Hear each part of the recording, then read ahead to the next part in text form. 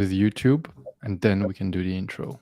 Perfect. Okay, I pressed go live on YouTube, and boom, we're live. Okay, cool. So, hello everyone, and welcome for a new live coding workshop for StarkNet. I'm Henry from Starkware, and today I have the Herodotus team. Um, hey guys, hello, nice to have you here with us. Yeah, can you introduce yourself? Sure. So, hi, my name's Casper. Casper Kozio. I'm one of the co-founders of Herodotus.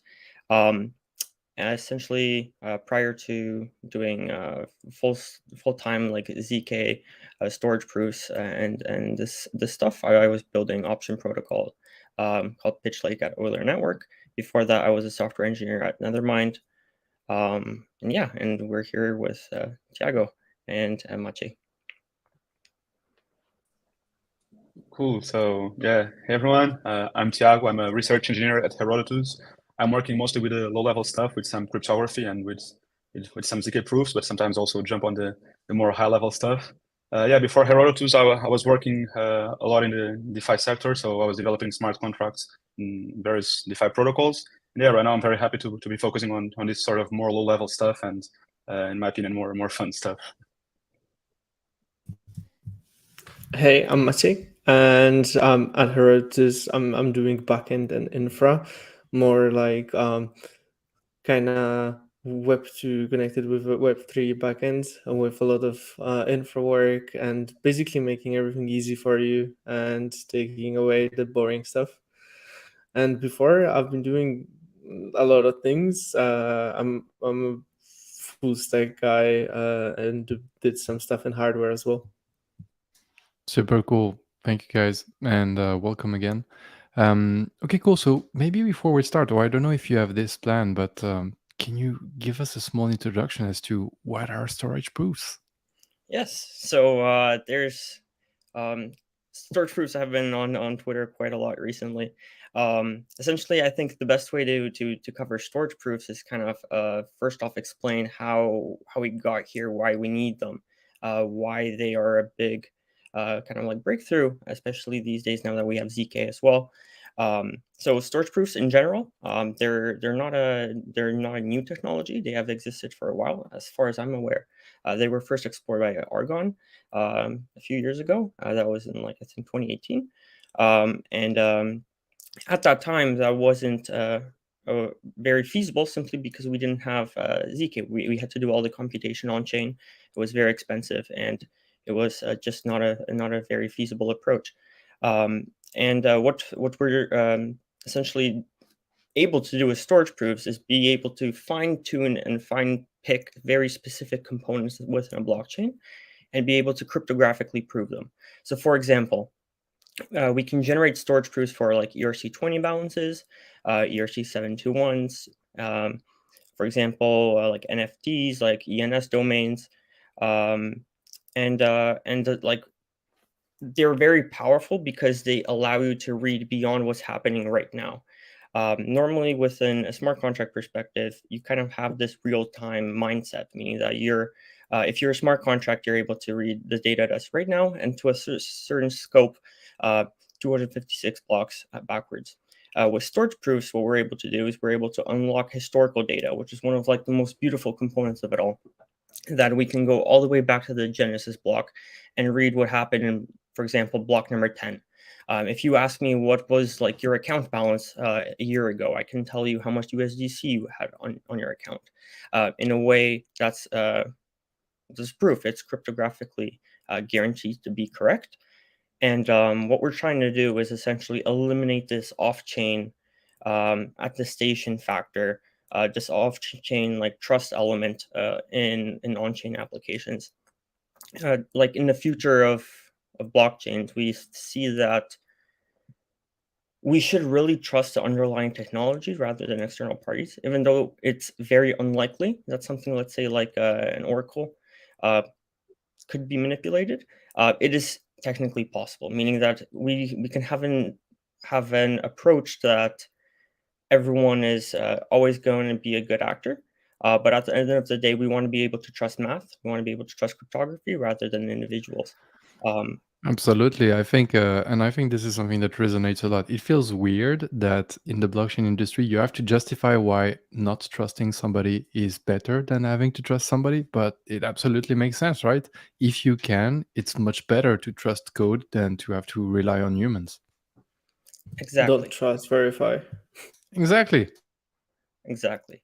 Yeah, so maybe we can kind of go over some very interesting So use on just how people. a short question. So you're saying you can prove what happened in the past. You can also prove what happened on another chain, on chain A, what happened on chain B. But I think what I think is also really interesting about storage world, but maybe you were going to talk about it in interesting use cases, is you have the ability to take certain elements that have specific properties today, like for example events, um, that are something that is related, that are fired once but can't really be used by the state of a smart contract. You actually, with storage proof, have the ability to reuse them later on. You can prove that an event happened, so you can take back this data that was fired and forget, and actually not forget it, and enact stuff based on it, right? Exactly. Data access has become only much harder over the past few years. Like if you think about it in like the early days of Ethereum, if you were looking at this situation from like a smart contract perspective, you had access to all the data in the blockchain in the sense that you knew what all the balances were, you knew who all the token holders were, etc.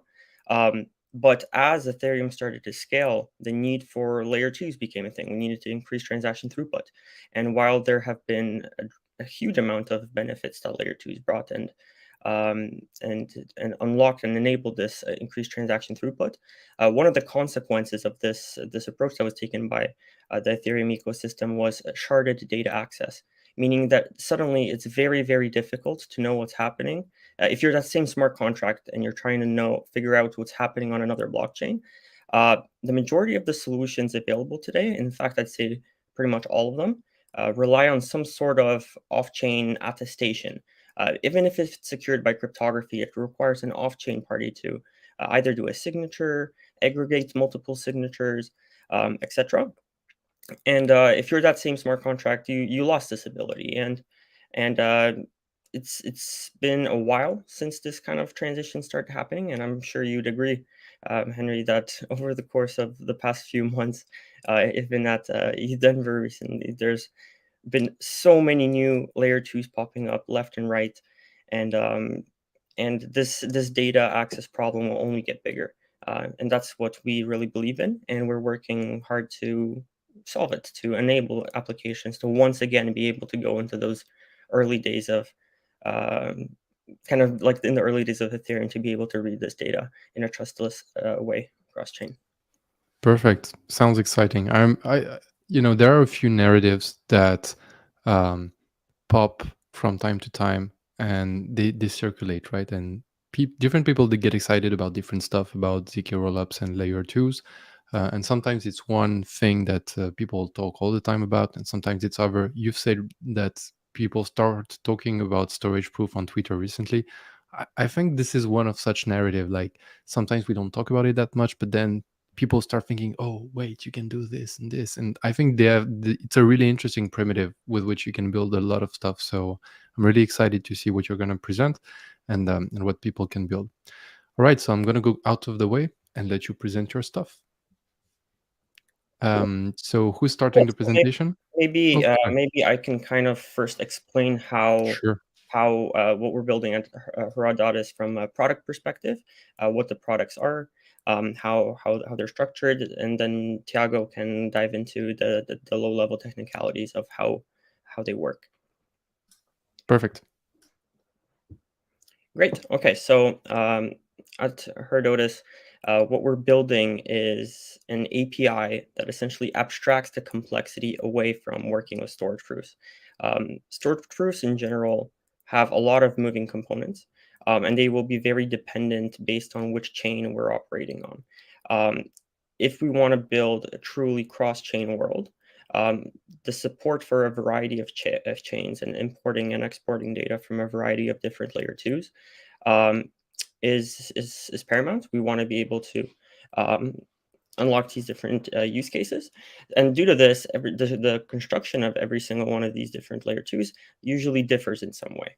What we do at Herodotus is that we essentially benchmark different proving systems. We deploy different verifiers, and we do all the dirty work, and then provide you with a simple to use API where you're able to essentially come and send a request, be like, hey, I want to read this data on this blockchain. So for example, I want to read what my USDC balance is on Optimism from StarkNet. We're able to do that. And you make that request, we generate a proof for you, and then we send it to you.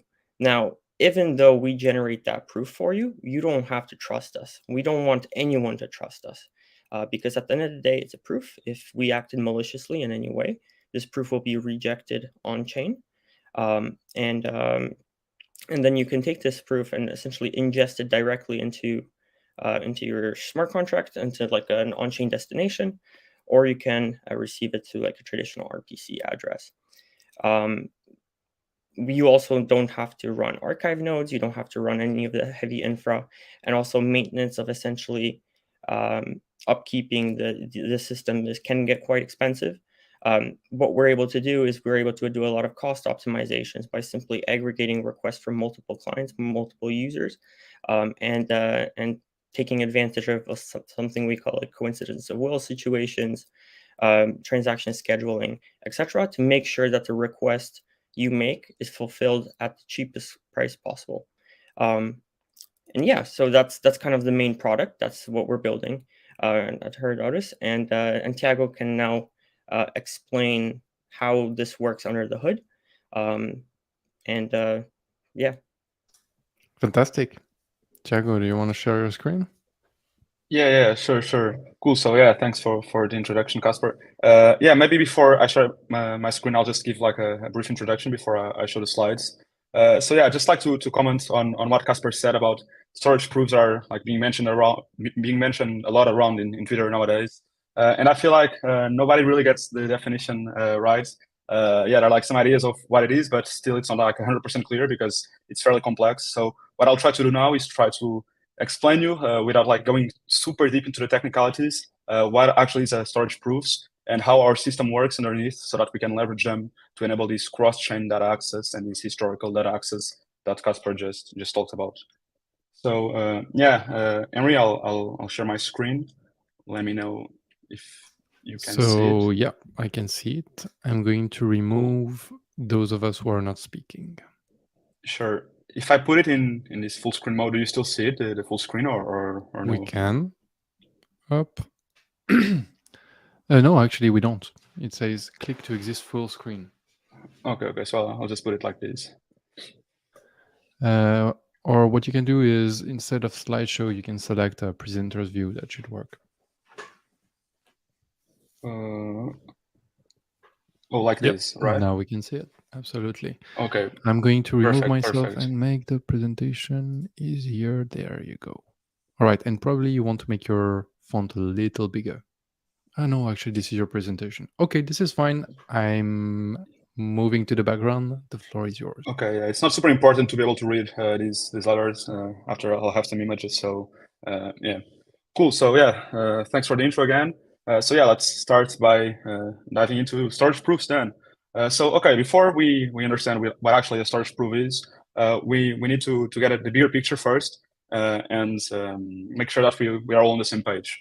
So firstly, let me start by talk about what actually contains a block. So as you know, a blockchain is basically just a bunch of blocks connected together.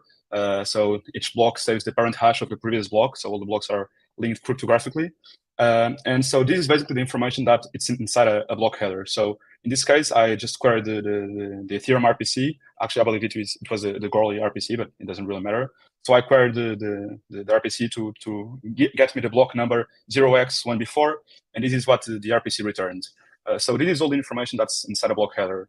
And the block hash that all of you probably heard is basically all this information hashed together. So that's in the end, we have this final hash that is so-called the block hash.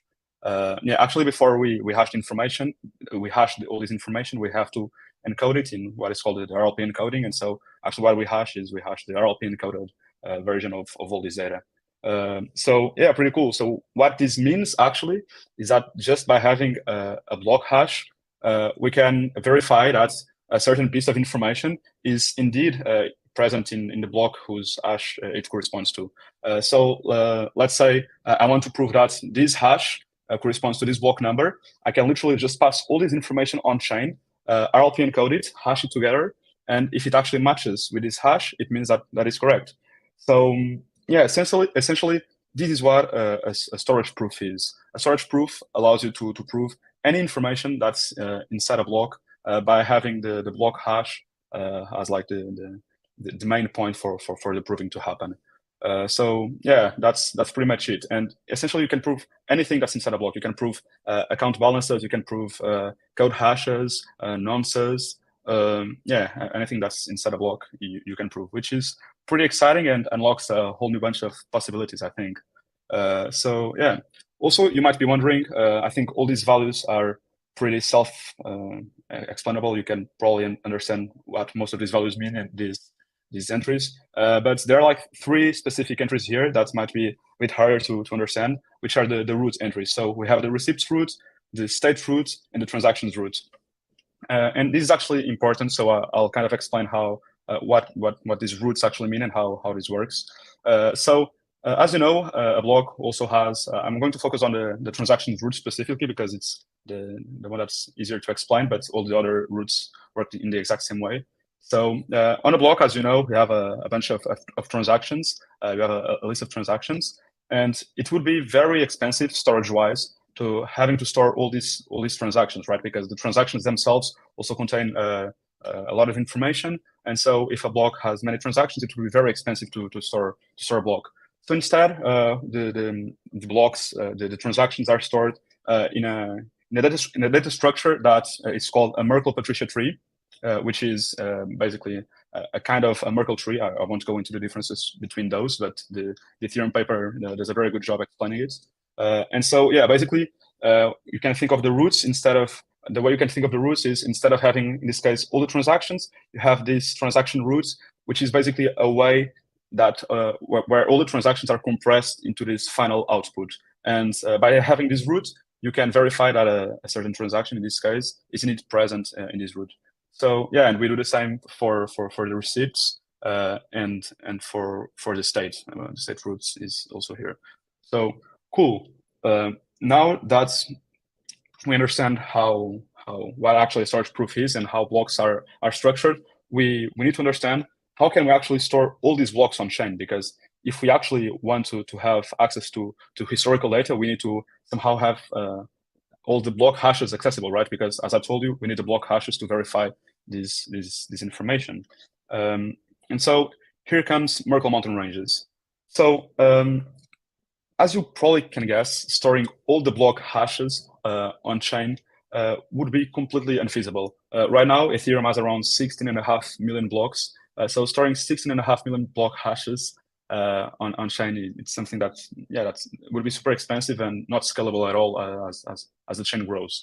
So we need to have some sort of data structure that allows us to commit all these block hashes and still have access to them in a way that we don't have to store them directly.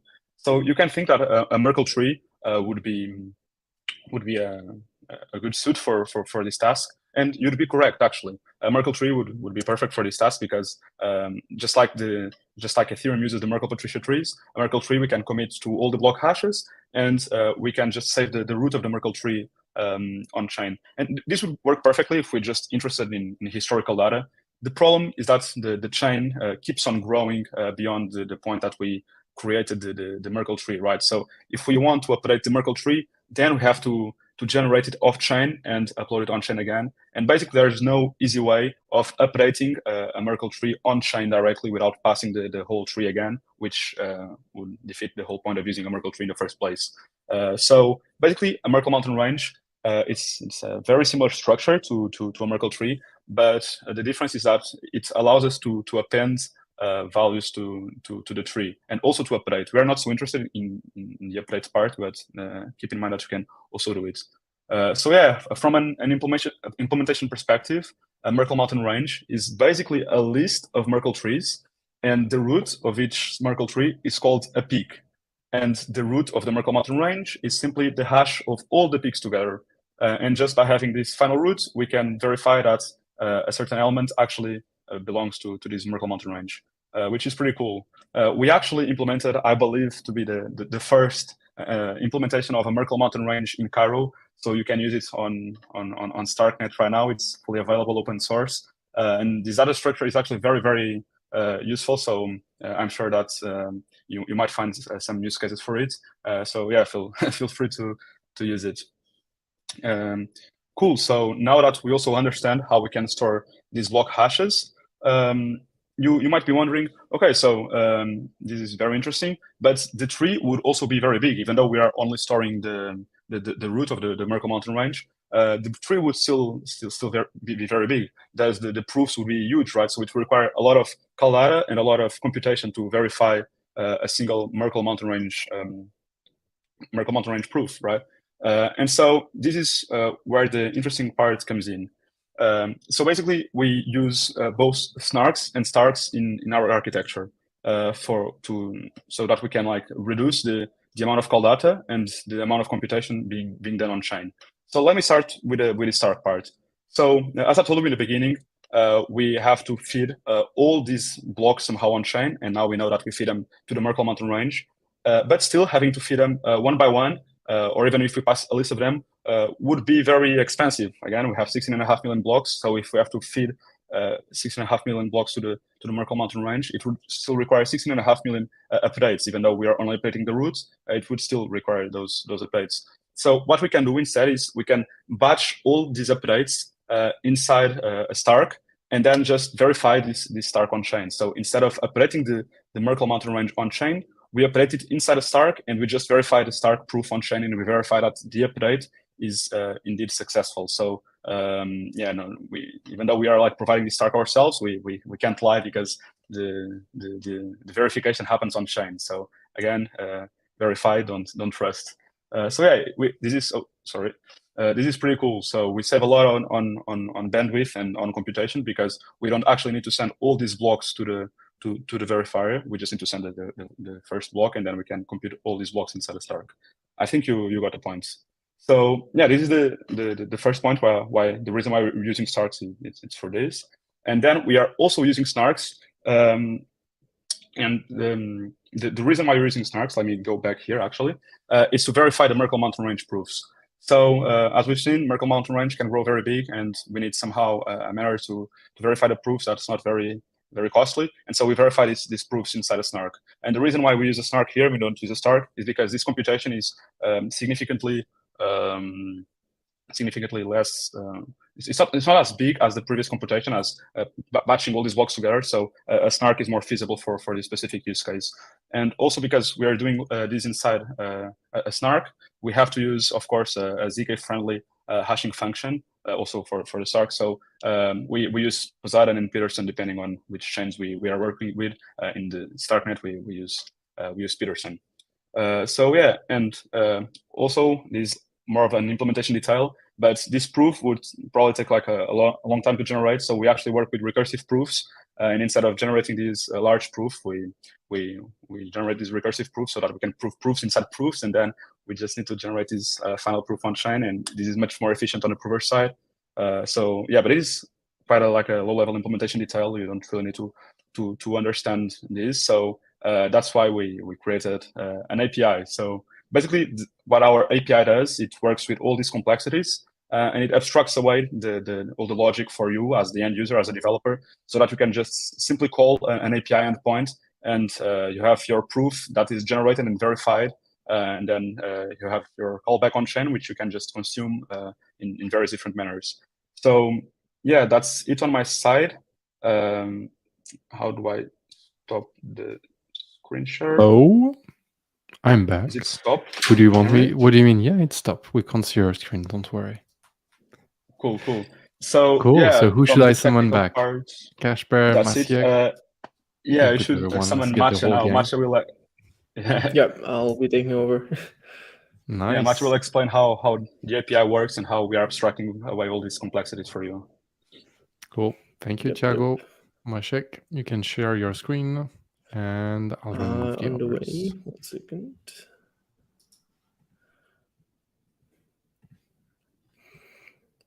Okay. Can you see my screen? We can see your screen. It says retrieve a lost account. Exactly. Okay, so we're coming to a practical use case, and this is just like a simple demo made for you. So one of the use cases for storage proofs we thought about is account recovery. So imagine you have an account that you, for example, forgot, like you lost it basically, and it's not been used for over a year, and you want to recover it. That's kind of the idea of this account recovery system. And how could we do that? The easiest way is basically checking your nonce a year back and checking your nonce now. And if the nonce hasn't changed, it means that the account made no transactions, which is kind of how this recovery mechanism will work. So first, starting with the demo itself, let's say we take like my address from Girly and we want to generate a proof for that. So we've started the generation of a proof. I will show you how it works with Herodotus in 1 second. And in the meantime, I'm going to speed this up because like generating a proof that is a year back for now is taking a little bit of time. But in the near future, we will have new approaches with the recursive proofs and with starks and snarks connected that will help us make it way faster. But for now, I'm going to speed this up for you. So basically, we send If I a can ask, request. what's taking time Yep. here? It's the making the. I'm sorry to interrupt. If I can ask, what No is worries. taking time here? It's making the request to the node. Oh, so basically, this application made two. Okay, I'll start with this one then. So No, I'm sorry. basically, this Maybe I'm sorry. I don't want to application. break your flow, but No, that's not a problem. Sure. So it basically made two requests. So we got our since nonce, which is like a block number from the current block number that we got from our RPC provider, and minus the 1 year block distance. So on Girly, yeah, we calculated that, but on different chains it would be different. And obviously, yeah. So basically, we took those two blocks and we need to create two requests to our Herodotus API. So the requests look as follows. So basically, we want to prove it from Girly. We want to prove it on StarkNet, and it's StarkNet testnet. And we provide the block number. So we have two requests, the since and until, and basically we get the block number since here and then the until here. And apart from that, we have a webhook URL. I'll get to that in a second. And we set the task type to account access. And you basically provide the address for which account you want to access the nonce. And you wait for a webhook. So in here, this is the demo code. So basically in here, we have some webhook endpoint that's basically awaiting a webhook from Herodotus API. And what is taking so long? So the whole API itself is quite complex, and the stuff that Thiago talked about are happening in the background. And we have something called like an orchestrator that's basically optimizing all the tasks for you. So in the future, you'll be able to ask, for example, to have a task that's very fast or have a task that's very cheap. And the times will depend on which path you choose, let's say. But the overall thing is we batch a lot of tasks together. So we batch a lot of requests together, the ones that make sense to batch them. And the most time-consuming thing is probably right now it's split between three things. So first you have to get something called a trusted block. I won't get into too much details, but just to visualize that. So getting a trusted block is probably one transaction. Then we need to get a proof if we don't already have it. So if we don't have the proof, we have to generate the proof. if it's historical data a year past, then generating a proof is a bit more tricky and needs more work. And in some use cases at this moment and at this our beta version of the API might take even an hour. And then you need to basically verify that proof and give the data to the user. So this is why the whole process takes some time. But in the nearest, I guess, like month or two, we are going to take that down to something like 2 to 5 minutes. And if there are more users using it, the time will go down even more. So this is why I created this thing to just speed everything up for us, so that we don't have to wait for insane amounts of time to get everything done. So basically, in this example, we just have those two things, and basically we got the request back from the API, and the only thing more that this is basically the code of the example. So the code works like this, that we have two requests that come back to us, and then we need to finalize the proofs themselves. And how do we do that? I'll show you in a second. So yeah, we have the proof, and now you can see that the since nonce, that's a year back, is 8, and the until nonce, that's now, is 8 as well. So the proof is valid. So we would be able to trigger the account recovery based on this information. And how it works, basically the only place where you worry about anything from Herodotus is creating the first request. When you have the first request, you just wait for a webhook, or alternatively, instead of waiting for a webhook, you can actually like query our API for updates on your task. Basically, every request you make to us is called a task, let's say. And what you get back from us is you get a task ID, and based on that, you can basically ask us, spam the API asking whether it's finished or not. But obviously, an easier way is just receiving a webhook itself. So our API will call you back when it's finished. So after the callback, what we're doing in this example is we got the info that the proof is ready, but the proof is not passed to you in the webhook. We might add that if that's something you will require in the future. But for now, you basically get the info that the proof is ready, and you get the info how to get it. So in this case, how to get it info tells us that we have to get the fax registry address. This is provided to you in the callback itself, in the webhook itself. So you basically start with a StarkNet.js provider, and you have a contract that you have to call. And in this case, we are interested in an entry point called getVerifiedAccountNonce. So we basically ask the contract for a verified account nonce for an account in time dimension. So at a current or at any given block number. So when I did this magic button and sent this cron request, we basically checked both of the block numbers, so the since and until, so this one and this one. We checked them for a nonce that's on chain, proven on chain, and we got that the since one is 8 and the until one is 8 as well. So the whole thing is done. Apart from like having this in code, we also created like an example Cairo contract where you can basically provide the fax registry nonce, get the nonce from our fax registry. The fax registry is our contract that basically has all those proofs stored for you.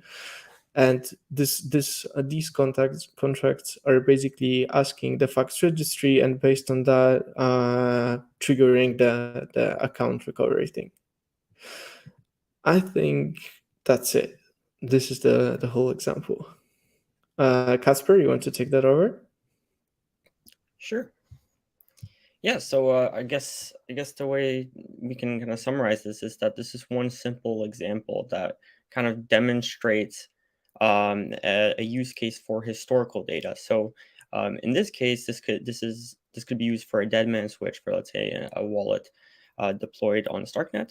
where we could essentially prove that the nonce has not changed, which essentially also proves that there was inactivity. You were not making a transaction for a period of over a year. So what we could build on top of something like this is, for example, a wallet mechanism that when you register your wallet initially, or you have some sort of like conditionals that you set, you pick what time frame you're looking for to prove that, let's say, your wallet was inactive before something like this gets triggered, and then what occurs after. And the cool thing about this is that there is no limitation as to how far back you can go to generate that proof. It can go all the way up to I don't know, the first week after the Genesis block. And yes, so some more complex things that you could build on top of storage proofs could be things like cross-chain lending. You'd be able to build a protocol that enables you to deposit your collateral on one end, send a storage proof to a destination chain that collateral actually exists there. It's locked there. It's not under your disposal. And based on that storage proof, you'd be able to take out a loan from a secondary market. This could be interesting for simply just capital efficiency reasons, as well as actually designing things like KYC specific vaults, where like you only deposited KYC money and lend out, and then after, based on that proof, you take out loans of non KYC money.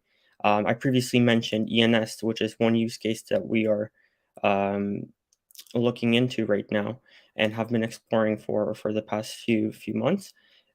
Essentially, what this would allow you to do is show that you own an ENS domain name on layer 1 and relay all those storage proofs to pretty much every single EVM compatible L2. And based on that, you actually wouldn't have to create like a new attestation network, etc. It would be done fully on chain. There are obviously downsides.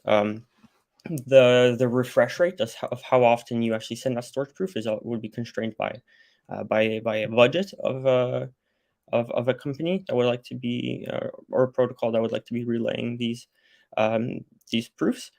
And yeah, I think also our like flagship kind of like use case right now is snapshots. So Snapshot X allows you to vote on an L2, vote on StarkNet based on assets that you hold on layer 1. This is very powerful because it essentially eliminates the need for bridging. Like I personally see like a future where bridging becomes less common because you're able to actually reap the utility of an asset without actually having to move it. And Snapshot is a perfect example of that. Like users want to be able to participate in DAO votes, DAO proposals, etc. But moving assets from layer 1 comes at a risk. There's bridge hacks all the time, and maybe essentially you don't have many coins that you want to vote with. And if, let's say, you have $20 of coins, you might not be able to justify a $10 transaction fee to bridge to a layer 2. So it unlocks a lot of new use cases. Of course, you could technically build a bridge on top of a storage proof. In fact, a while back, we did something called MergeSwap, which was essentially a storage proof powered bridge between the proof of work Ethereum chain and the proof of stake Ethereum chain. It works in a pretty simple and intuitive manner. On the origin chain, you have a smart contract where you deposit funds. You then generate a storage proof that the deposit was actually made. Send a storage proof over to the destination chain. Based on that storage proof, you mint an equivalent amount of tokens. And then if you want to bridge back, what you do is you burn those tokens, then submit a storage proof that those tokens have been actually burned. So for example, like sent to the 0 address. And then based on that proof of burn, you're able to unlock the funds from the origin chain. So it would be a more secure bridge in the sense that doesn't rely on any multi-signature setup. No external parties need to be involved. But I would also like to highlight some drawbacks that we are currently facing. It's important to know that even though no one has to trust us, that was the whole point of our whole architecture design. There is still currently a liveness issue in the sense that these proofs actually have to be generated. We are working on some different solutions to tackle this problem. Short term, what we're trying to do is essentially get it working, get it released as a proof of concept, get some mainnet integrations, and later on we will be exploring different ways to decentralize this proof generation process, decentralize, eliminate our liveness as being a risk for any protocols choosing to integrate. But we really want to inspire developers and kind of like showcase the possibilities of what you can build with this, and to kind of gather that audience. We really feel that our attention on decentralizing the proof generation, when it's very dynamic, it changes all the time. Maciej can attest to how fast things change within our code bases. We feel that this is the best way to prioritize things as of right now. Very cool. Thank you. There's this weird concept that I like to contemplate sometime, which is so the Voyager spacecraft, which was sent in the 70s, maybe, right? It was sent with a golden record in outer space, and I think it's the first object that ever got out of our solar system. Hopefully one day we'll make a fast spacecraft and we'll catch up to it, right? And we'll fly by this relic and maybe we'll do something with it, right? I feel like storage proof are a bit of that, because there's a lot of data that was emitted in blockchains back in the day, like events or Bitcoin UTXOs with op return, that were emitted without hope of being used in a smart contract, right? It was just something that, oh, this happened, but you can't really use it in an actionable way in a blockchain. Storage proof actually enable you to make use of that, right? And to retrieve stuff to revive stuff that was not supposed to be alive. And Absolutely. I'm sure you've probably seen as our primary branding, the satellite is kind of our image, and the brand we're trying to build. The idea behind the satellite is essentially that we rebroadcast things. So you don't actually have to, like, we see the world, the blockchain world, as a bunch of planets. Every single blockchain is running in its own isolated system, and even though everything can be going well on your planet, without this interplanetary communication and the rebroadcasting of information, it's you live alone. And over here you can connect all these different planets through satellites floating through outer space. And yeah, that's a very deep analogy, but that's basically where it came from. That's really cool. All right, guys, anything to add? I mean, we're going to be releasing a stable version, a testing version of the API shortly. We would greatly appreciate it if we could get some StarkNet projects to test it, to essentially push it to the limits, give feedback, and essentially help us fine tune this API such that it actually fills the needs of all the developers and the users.